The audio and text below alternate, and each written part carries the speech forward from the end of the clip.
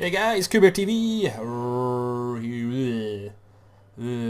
Don't like that hand. We'll draw a new one. That's slightly better. We've got our 4 lands. It's not overly strong, but we've got 4 lands, which is cool for this deck. Everything roughly in my cost is a 5 cost, so I don't go any above. And there's our 5th land, and it so happens to be a swamp as well. So we'll play the swamp. We're looking to get our Goblin Death Raiders down turn 2, 3-1 with Trample. We've got our Hissing Guanar, which are 3-1. Any other creature dies apart from itself, you deal 1 damage to your opponent. And our Hellhole Rats, which when enter the battlefield, he discards a card and they take damage equal to the mana. So we're playing the mirror matchup. This will be cool. We're both running 60 cards, so this is going to be interesting. And we're going to be proper mirror, because I'm going to do exactly the same as what he done.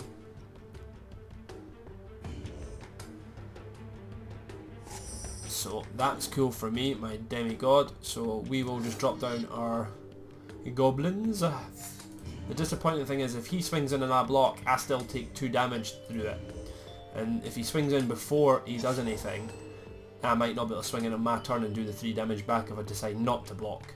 So we'll see what he does here. So if I was him, I wouldn't play a single card, I'd go straight to the combat phase and swing in. So I wouldn't even play the mana, I'd have kept the mana. Held back. So he's got Terminate, so he's going to waste a Terminate on my dude. Wouldn't have done that, but there you go. It's only got 1 in the bum, so... Anyway, he's going to get in and do 3 damage to me, so that's a little bit nasty. Hopefully we will hit something quite nice on our draw here, not mana. We hit a mountain, which is a bit bah. So, drop down our Hissing Iguana. I don't think I'll block with it. I mean, I could do, but then he'll still get in for 2 damage and he'll only be taking 1. Whereas his next turn I get down my Hellhole Rats and I can always keep them back to block and just trade then. Or I can swing in and do damage. So we'll see what he's got turn 4. He's hit his land drop turn 4 as well. So he's got the Rock Slide Elemental, so whenever a creature dies you put a +1/+1 counter on that dude. That's pretty cool for him. He's going to swing in, so we'll not block. We'll just have to take the 3 damage this turn. This dude also has First Strike as well, so... And that's pretty good for me. Let's drop the mountain.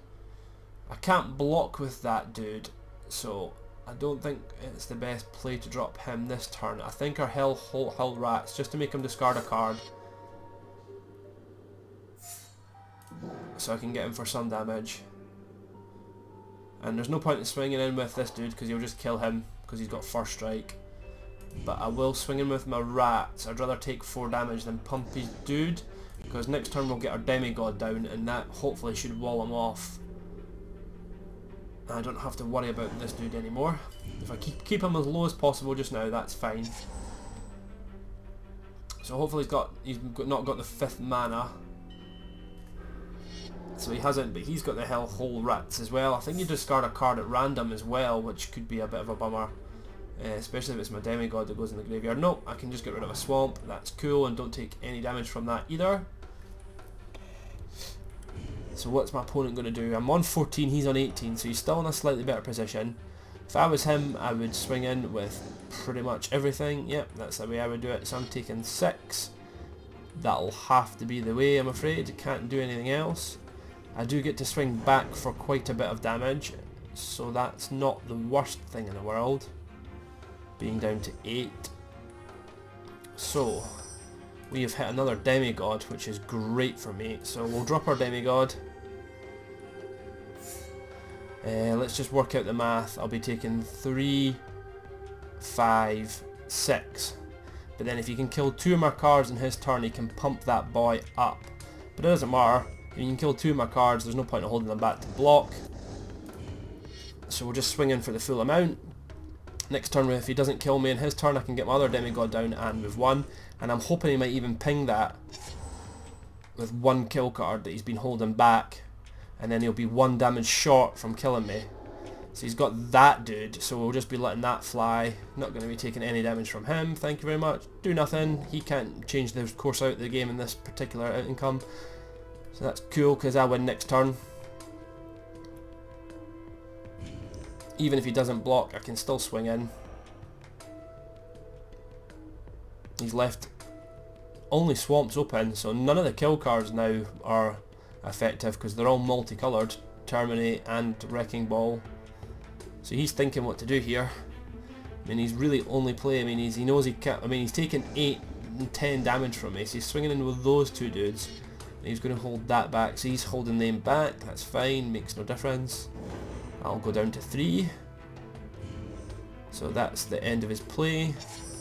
We hit her, but there's no need. We'll just drop our other demigod and swing him with the 2 boys. Don't think there's anything he can do. There we go, guys. Mirror matchup. Me coming out on top. Hit those cards nicely. Kuber TV signing out. Hey guys, Kuber TV playing Collective Might. We've been playtesting this deck. Not going to keep hold of that hand. Don't like it. Prefer that hand mana wise. It's not overly creature powerful. I would prefer not to see an overrun in my opening hand. I do have one dude that's exalted, where my opponent is running one of the mountain decks. So let's throw down this first of all. May as well, can't cast anything anyway. So is he running with a new deck, so is he running Born of Flame? So yeah, so he's running a Mindstorm. That's cool. Activate the ability, go and get our planes. So, double bulk planes. So I'm not sure how to run this deck properly, still working out the creaks, as they would say. I'm still learning like what creatures I should have and what I shouldn't have. I kind of run a little bit of everything, very token heavy, try and go for as much ways as I see to get tokens quickly and cheaply, because it's a strange deck, because it doesn't come into its element until round about turn 4, 5, once you get Power of Lives down. If you've got like Midnight Haunting, the Sprout card and some other ways of getting tokens down, that's when it can become quite strong. And then obviously you want to hit overrun at a nice time and just swing in and crush them. The problem is I find against some of the decks you can lose your creatures and they can get pinged at the start, so you never have a board position. So you're always on the defensive. You've always only holding maybe 1 or 2 creatures down, so it becomes quite difficult. So my opponent isn't doing anything, so he might have Mana Leak open, I suppose, if he's not casting, which doesn't really affect me too much because I've not got anything in my hand. I'm casting this turn currently. Well, I can cast that dude, so no point in putting him down just now. He doesn't give me anything. Do it next turn. Well, next second main phase, sorry. So get him for 3 unless he's got something, but I don't think he has. Then we can drop down our guild mage. Could have maybe we drop down the tokens, but I want to try and keep them till turn 5 obviously, when I drop this down and then drop that afterwards and get 4 1/1 tokens. We've still got a few turns to hit something that might boost him up. I can now use his ability next turn if I wanted to. So he's got Arc Lightning, so he's going to kill 2 of my dudes. So possibly this dude and leaving this, sorry, 2 of my dudes. He's going to kill 1 of my dudes, but yep, kill him and then to my face. That's fine. At least it prevents him from being killed. I can swing him for 3 again. And you'd probably be better killing him possibly. So drop down our planes, swing in for 3. And then Parallel Lives comes down. 4 mana, so this guy I'm still not sure about. He's quite expensive and he's only a 3/4, but he's also gives your creatures +1/+1, and he can tap them and put a legendary wolf token on the battlefield. So he kind of goes in the deck for that purpose, just because I think they're 4/4 or 5/5 wolves because of the +1/+1. And if you've got your other dude that gives the +1, so he's dead as well, which I expected. The weird coming in and killing him, that's fine. I'm going to have quite a few 1/1 tokens down next turn anyway. So we've got her, but I don't think that's the play here. I think drop him, or is it? See, I'm just thinking, well, no, if I cast her, he might just kill her. So I think the play is to do the Midnight Haunting, but I'll do it on his turn, I think. I'm concerned if I cast her, then she might just get killed, and that'll be a waste of a turn. I know getting her ability out would probably be more satisfying, just because then I could start tapping next turn instead of waiting. So I'm kind of glad we waited. We'll just be killing him off straight away. Say goodbye to Spellbound Dragon. It's not overly a great card. I don't run it in the deck, just because of the way it works with the, I think, sacrificing cards and everything to give it power.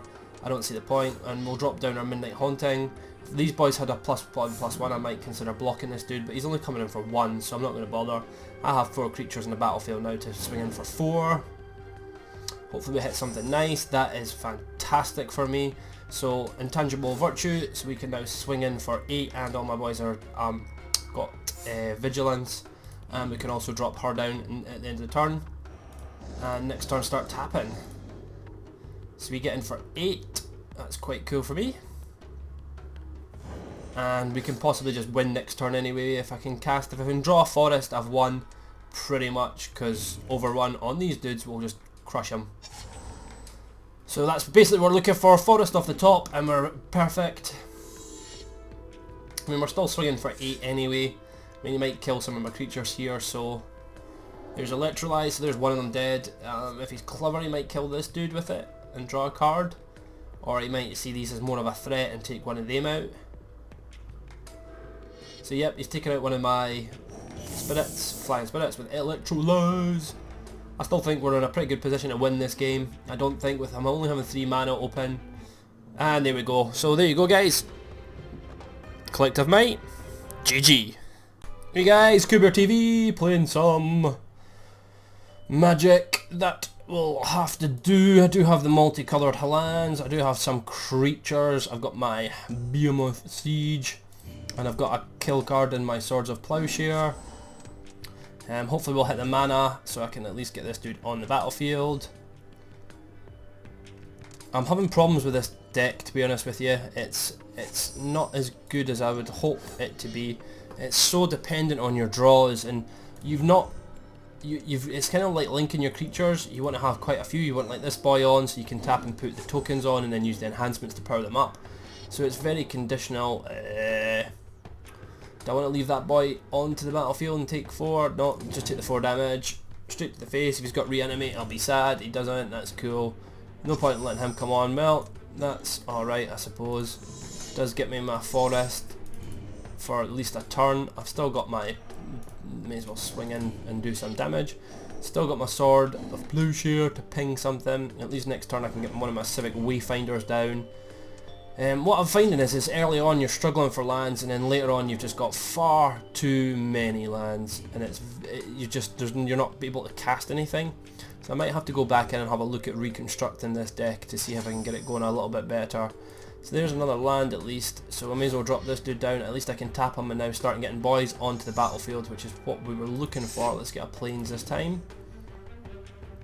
So end our turn, so now I can at least tap this boy and start my army, hopefully.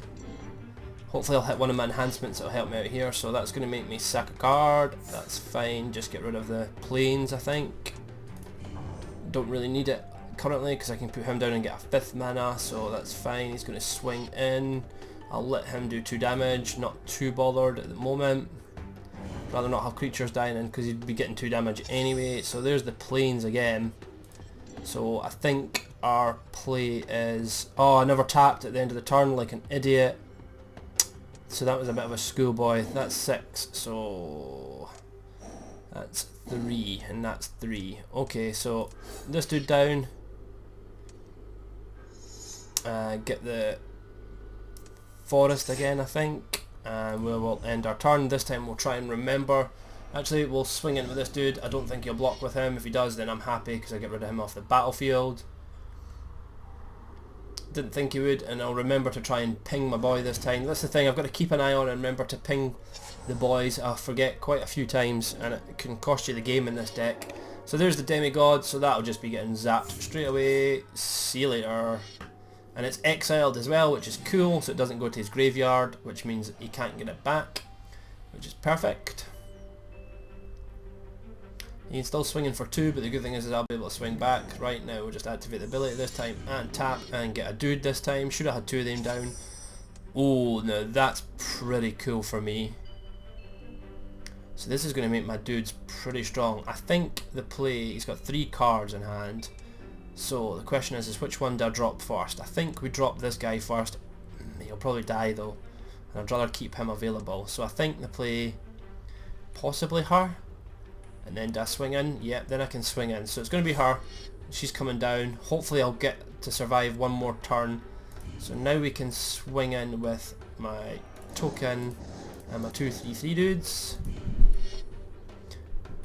Tap her down at the end of the turn if she doesn't get killed, and then next turn we'll have this guy coming on, and he also gives my things +1/+1, which is good. So we're getting for some damage now. Only got 2 cards in hand, but we get another wee token at the end of this, and now our healths are equal.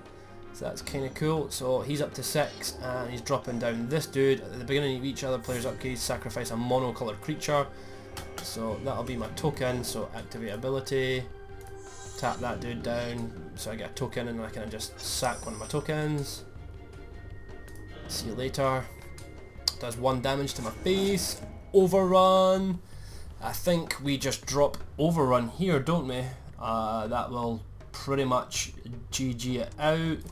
So just drop Overrun. Don't think there's much else you can do now. 3 6 6s, a 7 7 and a 5. So that's pretty cool. So you can block. Don't think it matters. You can take 5, 10 off the damage, and I'm coming in with 12, 17, 24, 30 damage. So I don't think it matters. So kill him and obviously kill them. Yeah, didn't matter. So there we go. Overrun for the win. That's kind of how this deck really kind of works sometimes. You just need Overrun and then you stomp face. Cubear TV, signing out.